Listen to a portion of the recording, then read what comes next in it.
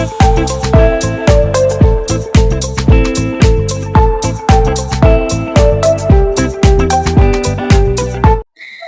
Friends, स्वागत है आप सभी का मेरे YouTube channel SB coaching classes पर।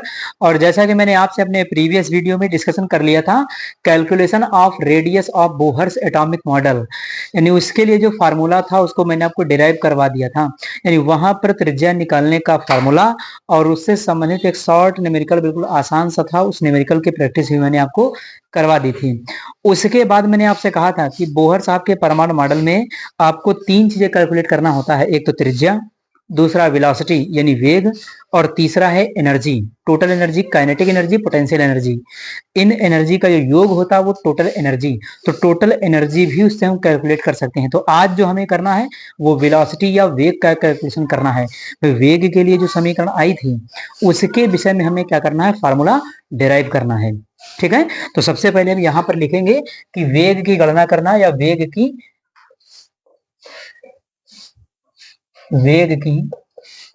गणना करना या वेग ज्ञात करना, ये भी लिख सकते हैं, दोनों में से कोई भी वर्ड यूज कर सकते हैं यहाँ पर। तो वेग की गणना करना है, वेलोसिटी फाइंड करना है। तो चलेगी कहानी कहाँ से, तो चलेगा जितना काम आपने पीछे किया था वहीं से फार्मूले निकाल निकाल करके लाएंगे और यहाँ पर रखेंगे, आगे सॉल्व करते जाएंगे, फाइनल फार्मूला आपको मिल जाएगा वेग निकालने का। ठीक है, ये काम करते क्यों है, क्योंकि यहाँ पर आपके कॉम्पिटेटिव एग्जाम्स में प्रश्न आ जाते हैं। ठीक है, ये आपकी क्लास में भी प्रश्न दिया जा सकता है करने के लिए, आपके एग्जाम में, बोर्ड एग्जाम में भी दिया जा सकता है, या स्कूल एग्जाम्स में भी दिया जा सकता है। ठीक है, तो हेल्प करेगा सभी जगह पर। ठीक है, तो सबसे पहले हम यहाँ पर लिख लेते हैं कोणीय संवेग L बराबर mvr, है ना। और कोणीय संवेग क्या होता है कि NH/2 का, भाई इलेक्ट्रॉन केवल उन्हीं कक्षाओं में चक्कर लगाता है जिसमें उसका कोणीय संवेग NH/2 का पूर्ण गुणज होता है, ये मैंने आपको पढ़ाया था। ठीक है, तो यहां पर हम लिख देंगे सबसे पहले mvr बराबर NH/2। ठीक है, NH/2 समीकरण नंबर फर्स्ट, ये कहां से आ गया, ये सब मैंने आपको पीछे वीडियो में पढ़ाया था त्रिज्या वाले फार्मूले में। कोणीय संवेग क्या होता है, कोणीय संवेग होता है L बराबर 2mvr, बताया था वहां पर। तो L की जगह पर देखिए mvr है, और ये किसके बराबर होता है, तो पूर्ण गुणज NH/2 का पूर्ण गुणज होता है। तो mvr बराबर NH/2, समीकरण नंबर 1 हो गई। ठीक है, दूसरा त्रिज्या के फार्मूले से हम लिखेंगे कि r बराबर n² एप्सिलॉन नॉट अपॉन में पाई m ZE²। ठीक है, ये त्रिज्या का फार्मूला मैंने आपको बताया था, पिछला वीडियो देख लीजिएगा ना, समझ में नहीं आएगा। ठीक है, तो ये सेकंड नंबर है आपका, बना दिया इसको। अब देखिए समीकरण नंबर 2 का मान समीकरण 1 में क्या कर देंगे, पुट कर देंगे। तो चलिए लिख देते हैं, समीकरण 2 का मान समीकरण 1 में रखने पर, समीकरण 1 में रखने पर, तो इसका मान देखिए r का मान इतना आया है, इस मान को हम यहाँ पर पुट कर देंगे। तो चलिए रखिए mv, और r का मान कितना आया है, देखिए n² एप्सिलॉन नॉट, ये हो जाएगा। नीचे कितना है, पाई m और ZE², देखिए हो जाएगा, बराबर किसके होगा, NH/2 के हो जाएगा।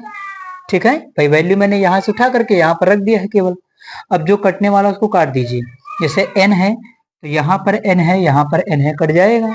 यहाँ पर एक h और यहाँ पर एक h, कट जाएगा।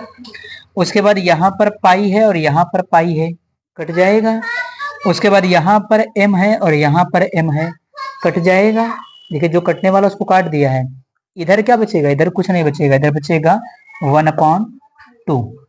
देखिए नीचे वाला 2, ऊपर वाला 1।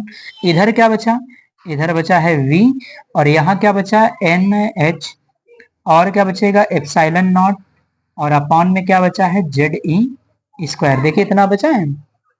अब इसको हम क्या करेंगे, इसको इधर मल्टीप्लाई कर देते हैं।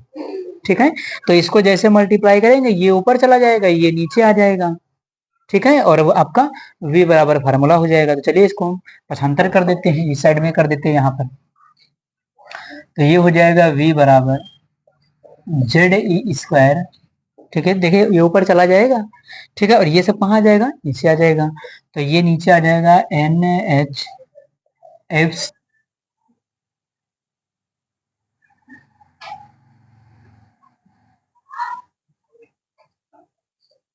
ठीक। तो ये कर दिया, देखिए है ना, क्या किया है, इसको इधर मल्टीप्लाई कर दिया, ये ऊपर चला गया, और ये सभी कहाँ आ गए, नीचे की ओर आ गए। ठीक है, v का मान हमने यहाँ से निकाल लिया है। अब यहाँ पर जो नियतांक है उनको अलग कर लेंगे, और जिनकी वैल्यू बदलती रहती है उनको अलग कर लेंगे। ठीक है, तो v बराबर क्या हो गया, v बराबर हो गया, देखिए ई स्क्वायर, इसको अलग कर लेते हैं, और n, ये 2NH, n तो अलग जाएगा है ना, क्योंकि n की वैल्यू बदलती रहती, तो 2H एप्सिलॉन नॉट, है ना, ये देखिए हो गए। अलग कौन जाएगा, तो z चला गया और n, क्योंकि इनकी वैल्यू चेंज होती रहती है हमेशा। ठीक है, तो यहाँ पर देखिए ये सब नियतांक हैं। ए इलेक्ट्रॉन का चार्ज है, इलेक्ट्रॉन का आवेश है, h आपका प्लांक नियतांक है, और एप्सिलॉन नॉट आपका निर्वात की विद्युतशीलता है। तो इन सभी के मान अलग अलग होते हैं। इनकी वैल्यू जब यहाँ पर पुट करेंगे तो आपको मिल जाएगा v बराबर 2.179 इंटू 10⁶ z अपॉन n। ठीक है, और ये आंसर किस में आता है, तो ये आएगा आपका मीटर पर सेकंड में, है ना, मीटर प्रति सेकंड। ठीक है, ये देखिए, तो इन सभी की वैल्यू यहाँ पर रख देंगे। इलेक्ट्रॉन का चार्ज 1.6 इंटू 10⁻19 कूलम, ये h प्लांक का नियतांक है, प्लांक नियतांक 6.6 इंटू 10⁻34। एप्सिलॉन नॉट, है ना, इसका भी मान अलग अलग फिक्स होता है। ठीक है, तो सभी की वैल्यू यहाँ पर रखेंगे, उसको सॉल्व करेंगे तो आपको मिलेगा 2.179 into 10⁻6 z upon n metre पर सेकेंड। तो ये वेलोसिटी या वेग का फार्मूला हो जाता है ना। अब क्या करिए कि आप इसको स्क्रीनशॉट लीजिए, बहुत कठिन नहीं था, है ना, कि यहाँ से मैंने क्या किया, ये कोणी संवेग लगा दिया NH अपॉन 2 पाई, ये त्रिज्या का फार्मूला है, इसका मान यहाँ पर रखेंगे, तो ये देखिए रख दिया, जो कटने वाला था वो काट दिया है। उसके बाद यहाँ से हमने क्या किया, क्रॉस मल्टीप्लाई करके v का मान निकाल लिया है, ये आएगा, और यहाँ पर इन सभी का मान रख करके सॉल्व करेंगे तो आपको 2.179 10⁻6 मिलेगा, z अपॉन n हो गया, मीटर पर सेकंड हो गया। ठीक है, तो ये वेलोसिटी का फार्मूला हो जाता है। आप इसका स्क्रीनशॉट ले लीजिए, फिर एक क्वेश्चन में आपको प्रैक्टिस करवा देता हूं इस पर।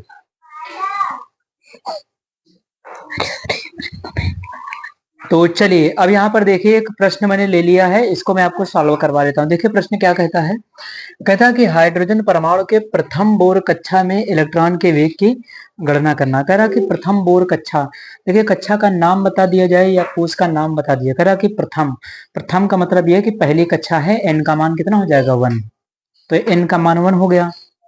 ठीक है, उसके बाद देखिए सवाल में आपको r का मान दिया है 0.529, देखिए इसने त्रिज्या दे दिया है। अगर ये त्रिज्या न देता तब भी हमको कोई दिक्कत परेशानी से नहीं थी, है ना, क्योंकि हमारे पास दो दो फार्मूले हैं, हम किसी से भी लगा करके इसका आंसर निकाल सकते हैं। ठीक है, तो देखिएगा, जैसे एक तरीका तो ये हो जाएगा कि यहाँ पर सोल्यूशन में क्या करेंगे, प्रथम बोर कक्षा कह रहा तो n का मान कितना हो जाएगा 1, भाई प्रथम बोर कक्षा का मान का मतलब कितना है, n का मान 1 है।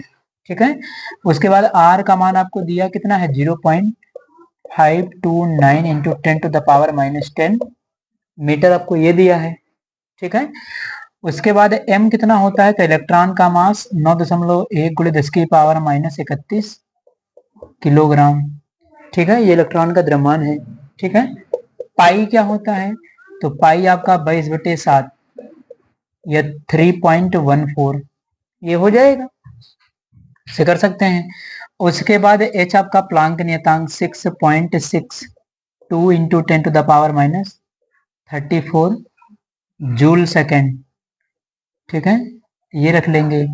अब देखिए फार्मूले को आपको क्या क्या आवश्यकता पड़ेगी, mvr बराबर NH अपॉन 2 पाई। तो देखिए यहाँ से क्या निकालना है, तो कह रहा वेग की कैलकुलेशन करना है, v निकालना है, तो देखिए v बराबर क्या बन जाएगा, v बराबर बन जाएगा NH अपॉन, देखिए क्या हो जाएगा 2 पाई m r। देखिए ये सब हो जाएगा। अब यहाँ पर सारी वैल्यू रख करके कैलकुलेट कर लीजिए, आंसर मिल जाएगा। जैसे देखिए v बराबर n का मान कितना है 1, h का मान 6.62 इंटू 10⁻34, नीचे 2 हो जाएगा, पाई का मान 3.14, उसके बाद m का मान 9.1 गुणे 10 की पावर -31, ठीक है। r का मान कितना है, तो r का मान है 0.529 इंटू 10⁻⁻10, ठीक है। ये मीटर में दिया गया है तो इसको मीटर में लिख लिया, ठीक है। ये देखिए इतनी सारी वैल्यू यहाँ पर रख करके सॉल्व करेंगे तो आपको वैल्यू जो फाइनल मिल जाती है, मैं आपको बता देता हूँ इसका आंसर। तो v बराबर 2.189 इंटू 10⁻⁶ मीटर पर सेकेंड है, ठीक है। ये आपको इसकी वेलोसिटी या इसका वेग मिल जाएगा। तो एक तरीका ये था लगाने का, है ना, कि इसको ऐसे क्या कर सकते हैं, लगा सकते हैं। या दूसरा तरीका भी आपके पास था, जो फाइनल फार्मूला अभी मैंने आपको बताया था पीछे, v बराबर 2.179 इंटू 10⁻⁶, ठीक है। और फार्मूला क्या बताया आपको, Z/n। तो इस फार्मूले से भी लगा सकते थे। Z क्या है, तो Z है परमाणु क्रमांक। हाइड्रोजन का परमाणु क्रमांक कितना होता है, तो हाइड्रोजन का परमाणु क्रमांक होता है 1, ठीक है। तो यहाँ पर हाइड्रोजन का परमाणु क्रमांक कितना हो जाएगा, 1 हो जाएगा।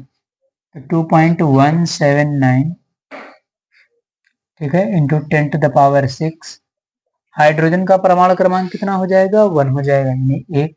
तो ये 1 हो गया। n का मान, तो पहली बोर कक्षा है तो कितना हो जाएगा, 1, ठीक है। तो ये तो वही रहेगा।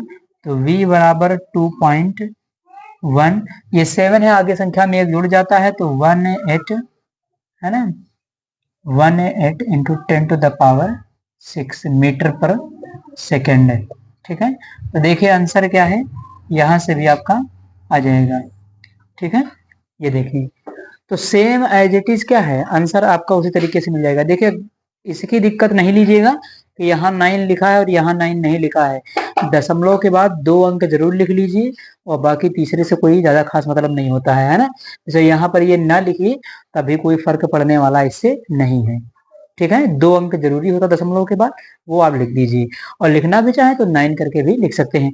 तो चाहे इतने बड़े फार्मूले से लगाइए ये सब करके, और चाहे सीधे डायरेक्ट फार्मूला मैंने आपको ये बताया हुआ है, तो z और n की वैल्यू रख दीजिए तो सीधे आप यहाँ क्या कर सकते हैं, इसको वेलोसिटी को कैलकुलेट कर सकते हैं, इसको निकाल सकते हैं, ठीक है। तो दो में से जो तरीका आपको आसान लगता है वो आप इसको रख करके सॉल्व कर सकते हैं, है ना। तो ये रहा आज आपका टॉपिक, वेग की गणना करना। जो फार्मूला था वो मैंने आपको करवा दिया, उस पर एक क्वेश्चन की आपको प्रैक्टिस करवा दी है। तो उम्मीद करता हूँ कि आज जो मैंने आपको पढ़ाया हुआ है वो समझ में आया हुआ होगा। और अगर चैनल पर नए हैं तो चैनल को सब्सक्राइब करिए, वीडियो को लाइक करिए और शेयर करते रहिए, है ना। किसी को कोई दिक्कत होती तो आप कमेंट बॉक्स में डाउट को अपने आप पूछ सकते हैं। तो चलिए फिर अगले वीडियो में मैं आपको एनर्जी का जो फार्मूला है उसको डिराइव करके बताऊंगा और उस पर आधारित सवालों की प्रैक्टिस मैं आपको नेक्स्ट वीडियो में करवाऊंगा। तो चलिए फिर पढ़ाई करते रहिए। Thanks for watching this video.